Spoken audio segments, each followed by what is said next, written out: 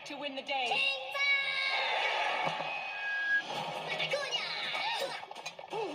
Gentlemen, don't steal ladies' crowns!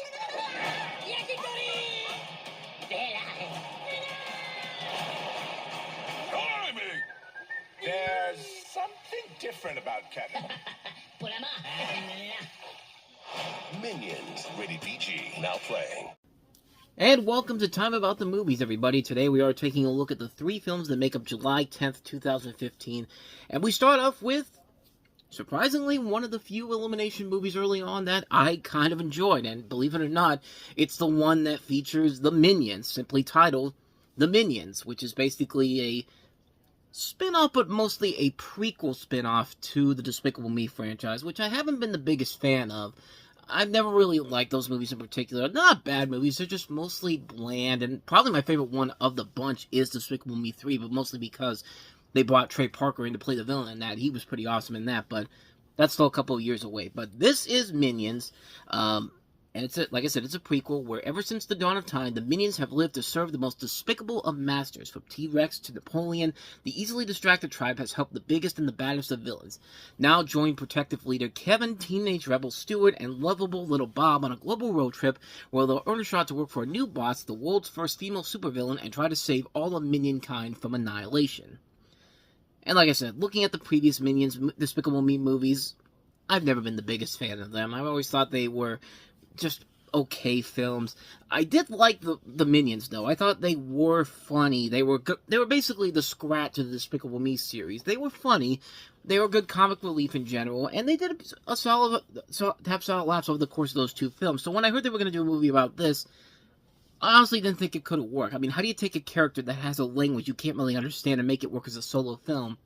I mean, I even did my Minions review originally in Minionese, which I was going to do for this, but yeah, there's no way I'm going to redo the entire review in Minionese. So if you want to go read my original review of that, I'll leave a link to it down below. So, but much to my surprise, this was probably my favorite Illumination movie they had done up to that point.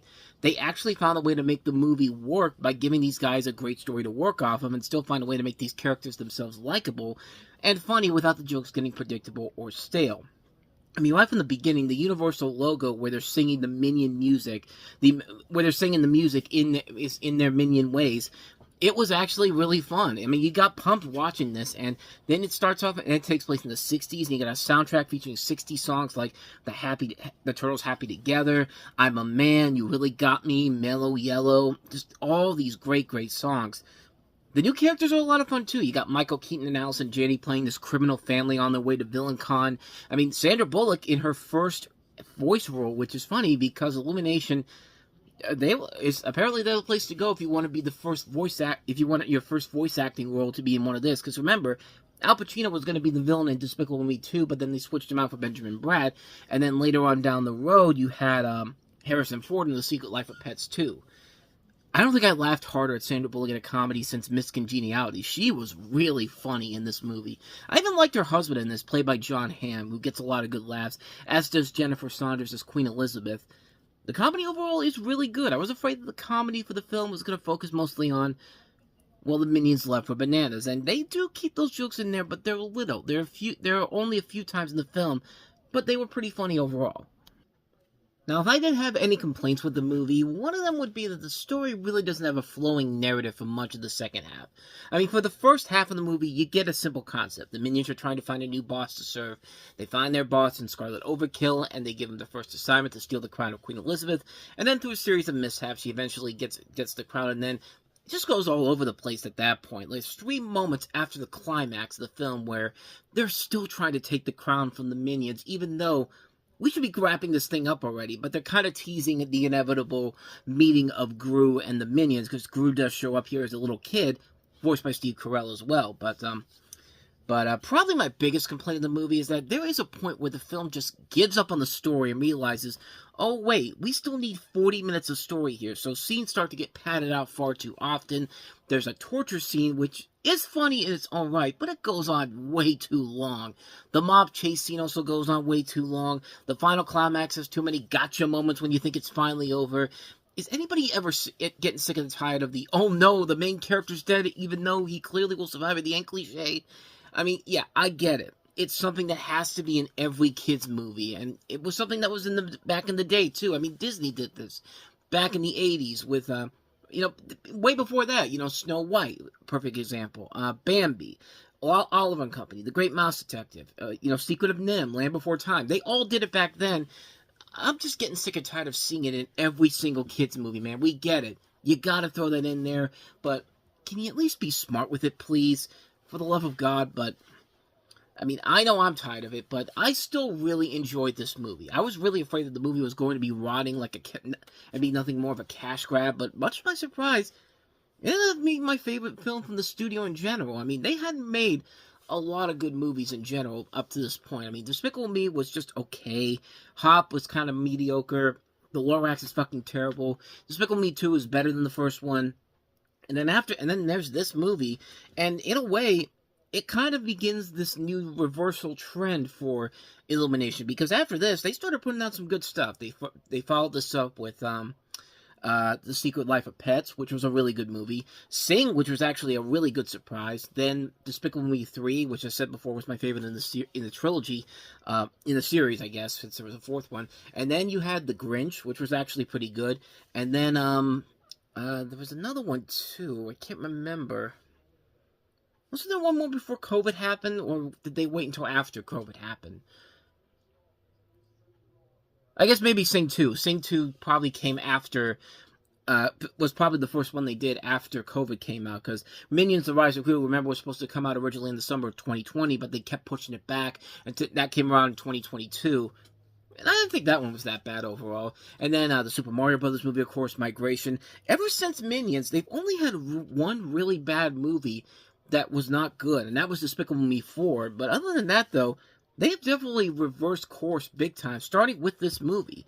And it worked because it was funny, it was nicely animated, it captured the 60s nicely. It's a good, fun animated movie that not only works to why the Minions are great characters, but also gives them a lot of great new characters to work off of. Perhaps maybe not one of the best animated movies ever made, but for what was to be expected, I really enjoyed the hell out of it. I thought it was a pretty good time all across the board.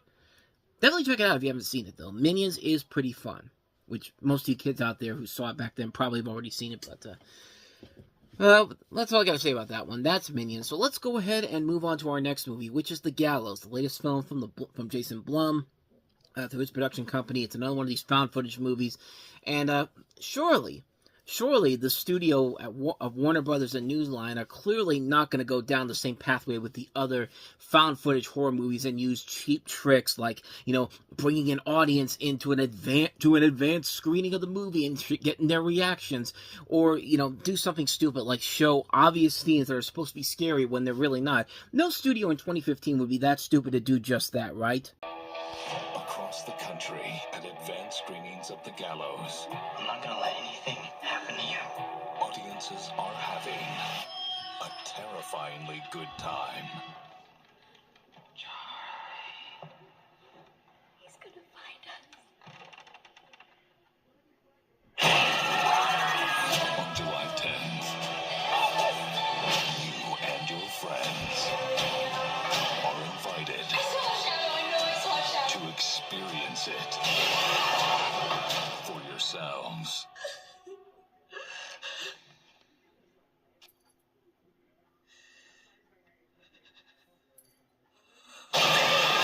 Of course this movie would be stupid enough to do this.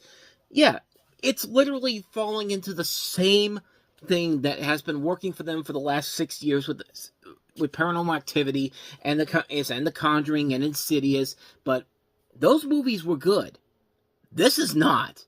This movie just falls apart on the stupidest is right from the get-go with those trailers alone, but the whole concept alone is pretty lame.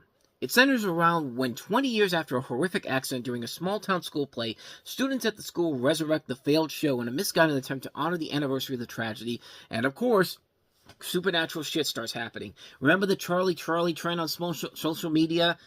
Yeah, it was because of this movie here. And like I said before, this movie was bad. This movie is fucking terrible. This movie is lame in every single way possible. I mean, for God's sakes, that scene where the girl is looking around, and then you think to yourself that you think there's nothing underneath her neck. That little pause there. That's clearly another shot. That's clearly another shot. Like, it's supposed to be a one-shot scene, but this movie is so cheap and so lazy that it can't even do that. Like, this thing is a disaster of a movie, more so than the actual show that this Charlie guy died from. I mean, this is such a terrible, terrible movie, and I mean, it's a hacky gimmick, right down to the audience reactions. No audience, I guarantee you, watched this movie and had those reactions of the people going like, "Ah, ah," and then everybody's just like, "Oh, I'm covering my eyes because clearly something scary is going to happen here." Nothing happens in this movie. Nothing happens in this movie to warrant a reaction like that. And it's just unbelievable that this movie was so pathetically put together and that people were stupid enough to go see this movie. Because this was a hit. But it's to be expected when you're released by a major studio and your budget is $100,000. I shit you not. This thing is so cheap, it only cost them $100,000 to make and made $43 million at the box office. So yeah, it's Devil Inside all over again. While not as insulting as Devil Inside, I mean, it's Devil Inside all over again. A movie that was so cheaply produced, but because of major studios behind it, they're putting it in over 3,000 theaters, of course it's going to make its money back. I mean, this is the type of movie that will make its money back in no time, and probably will have a life on Blu-ray and DVD, and go on to make sequels, which they did make a sequel in 2019. Well, technically, it was filmed in 2017, but was not released into many theaters, and was quickly gone almost immediately. Has a 0% Rotten Tomatoes too, by the way, and it's what more do you gotta say about this? This is a terrible, terrible film. I'm reading right here. One of the people that gave it a positive review, believe it or not, was Richard Roper. And that's shocking to see that a guy like Richard Roper, a guy who literally is in his first year on the air, literally talks shit about Lord of the Rings, The Fellowship of the Ring, and gave it a thumbs down on, so even Roper likes this movie. Gave it 3 stars out of 4. I mean, I get it. Every person has allowed to have its own opinion. The critics are allowed to have a little different opinion, but it's just like, he gives a negative review to Lord of the Rings, but praises this? Just wow, man. Like, I mean, I don't know, man. I just found that kind of amusing by looking at the critical response for this, but, yeah. Not much more to say about this one, but, that's The Gallows for you. So let's go ahead and move on to our last movie, and that is, if these found footage gimmick movies wasn't bad enough, we have another cancer in Tarsem, who's made such pretentious pieces of garbage like The Cell and Immortals and Mirror Mirror. Surely his latest film, Selfless, will not be anything pretentious or anything that reminds you of some much better movies, right? He had the perfect life. Until he discovered it was the perfect lie. I've been waiting for you. You have to trust me right now. On July 10th, I gave you what you wanted. discover the secret Impossible. I saw him die. to immortality. He saw what they wanted you to. Selfless, rated PG-13.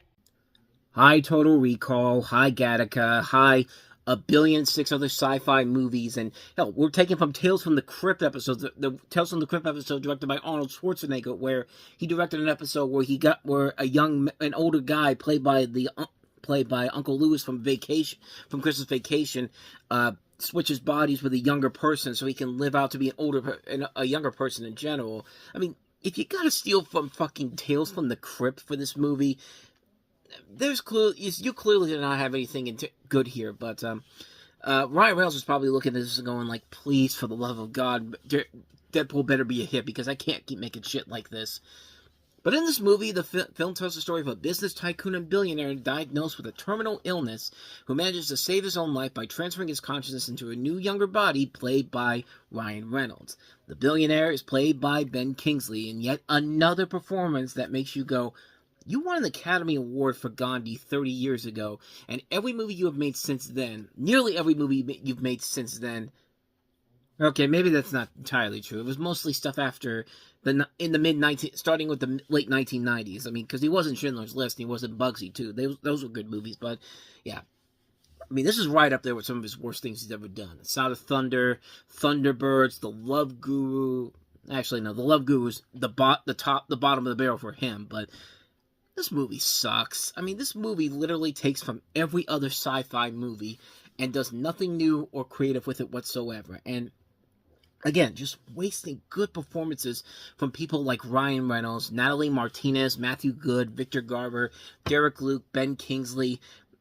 And, you know, it doesn't give me a good sign of confidence when this was actually a film that was shelved by a studio that shut down and was basically not released by, not Focus Features. No. We're going to use this as the launching pad to relaunch Gramercy Pictures, a.k.a. what Focus Features used to be. And yeah, I think this was the only movie Gramercy Pictures 2015 ever put out.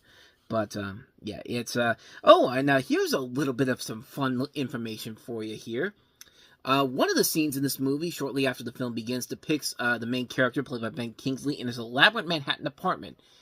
Guess where it was shot at?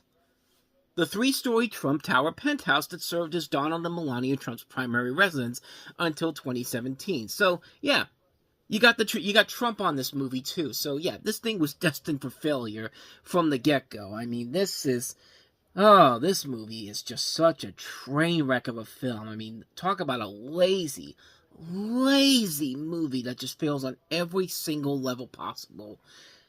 I got nothing else for you. Selfless, yeah. Whoever made this movie is entirely selfless because they have no sense of making a good story in general here. And this basically is the final nail in the coffin for Tarsem Singh, who, like I said before, one of the worst directors of the 21st century because, yeah, The Cell, Immortals, Mirror Mirror, 3 of the worst movies of the last 25 years. And yeah, this one definitely can join that list for certain. Easily. And thus, with all that said, we wrap up another episode of Time About the Movies. And the next time we meet, we've got a big slate of movies, including the latest film in the MCU, Paul Rudd starring in Ant-Man, from directed by Edgar Wright. But Edgar Wright was attached at one point, but eventually went to Peyton Reed. But we'll talk about that movie. We'll talk about Judd Apatow's latest film, the romantic comedy Trainwreck, starring Amy Schumer, and also starring Paul Rudd, but Bill Hader, and also LeBron James in his first acting role in general, and surprisingly was really good in this. We also have Ian McKellen starring as me and Mr. Holmes. I sincerely apologize for that, but we do have him starring in Mr. Holmes as an aging Sherlock Holmes. But we also have Woody Allen's latest film, Irrational Man, and that's about it. 4 movies to take a look at, so we'll take a look at all of them coming up tomorrow on the show. But with all that said, thank you so much for watching this, and if you did enjoy this, everything except that bad musical number I just did, but if you did enjoy this, please go ahead and do me the honors of hitting that like button, that subscribe button, and that notification button. Also, don't forget to check out our playlist, and don't forget to check out the previous episode we did. So with all that said, whether it's in the past, the present, or the future, I will see you at the movies. Take care.